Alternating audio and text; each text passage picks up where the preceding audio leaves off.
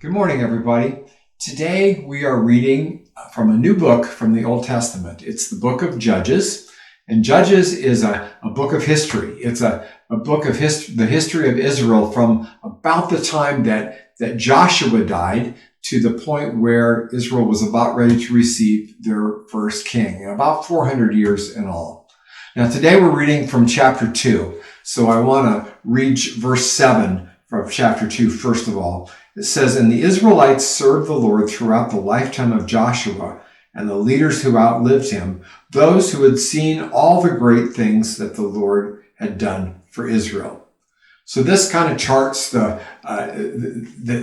beginning point of Judges. Joshua had served Israel. Joshua was chosen by God to be Moses' successor, and he was chosen to lead the children of Israel into the promised land. And of course, he did that. He did that. But when they arrived, there were several people groups there, and they each had their own religious practices. And when Israel came into the promised land, Joshua was first to remind them. He said, remember God's faithfulness. What God has done for you. Remember what your God has done for you. How he freed you from slavery to Egypt. How he parted the waters of the Red Sea so you could walk right through it and not be killed by the Egyptians. And how he has now brought you to this new land, this land of milk and honey.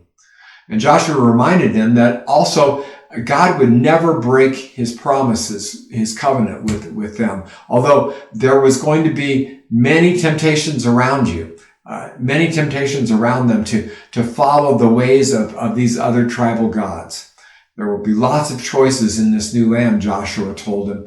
But he said at the end of his book, Joshua, it says, "But as for me and my house, what? We will serve the Lord." And of course, when the people heard that, they all said, yes, we are going to serve the Lord too. That's our promise. But alas, the people of Israel soon forgot their promise. And the Canaanites were one of those tribes that were very close to Israel, where they crossed the Jordan River and moved into the promised land. And their culture was an especially seductive one. Canaanite was a very prosperous culture. They had actually large cosmopolitan cities. And Israel was used to their kind of simple nomadic lifestyle full of hardship, daily hardship, as a matter of fact. And they were actually, their ancestors were last known as slaves.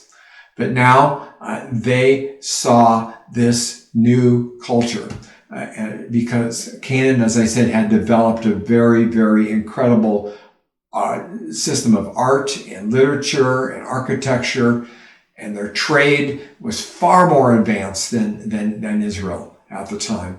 And it's not hard to believe that the Israelites sort of saw themselves, wow, this is the way to go.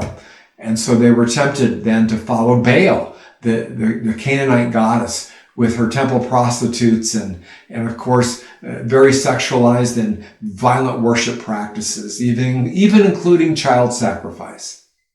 And so when Joshua died, Israel literally lost its moral compass.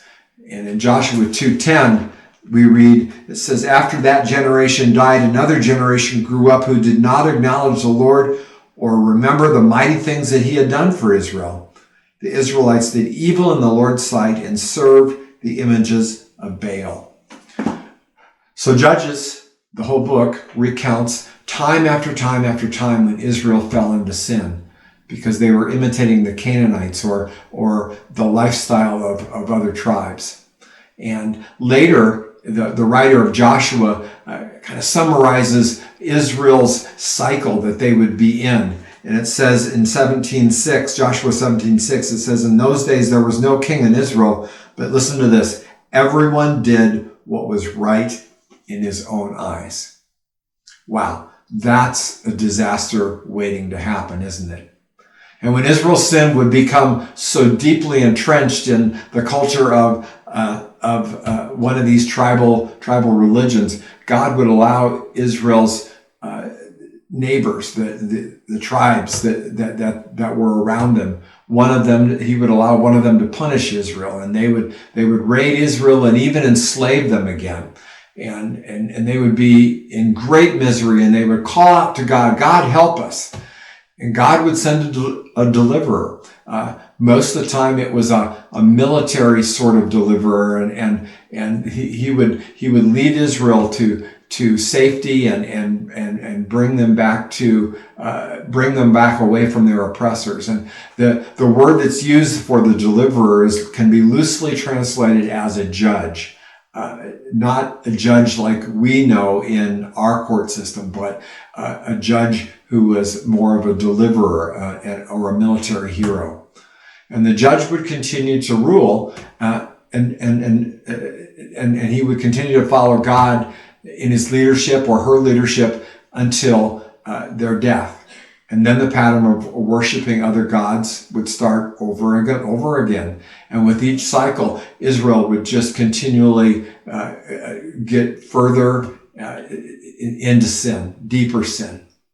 Now, I think this whole book has some wonderful application to us today, and actually a huge warning that you and I are every single day is filled with choices to make on a personal level.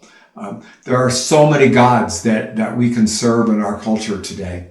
Of course, the first one that comes to mind is the money god, the climb the success ladder god, or there's the god of pleasure, or there's the god of I want to be liked, so I'm going to do everything to please everybody around me, God, so people will like me. Or even we sometimes worship the God of education, the God of science that says we can be our own way out of problems, all the problems in the world, that I am the answer.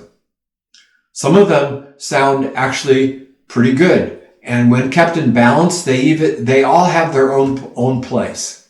But we know that there's only one God, and he's the God of the universe, and he's the one who created the universe. In fact, it's the same God who not only created the universe, but he sent his son Jesus into the world to tell us how much he loves us and how much good he wants for our lives.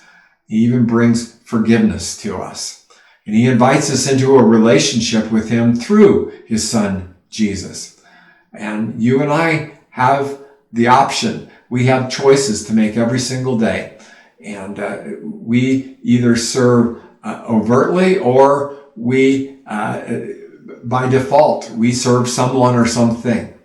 But I want to join with Joshua today.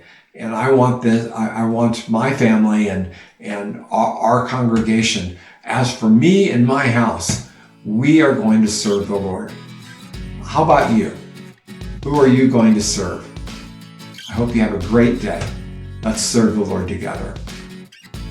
If these devotional videos are helpful to you, subscribe to our channel and click the notification button so you know when we post a new video.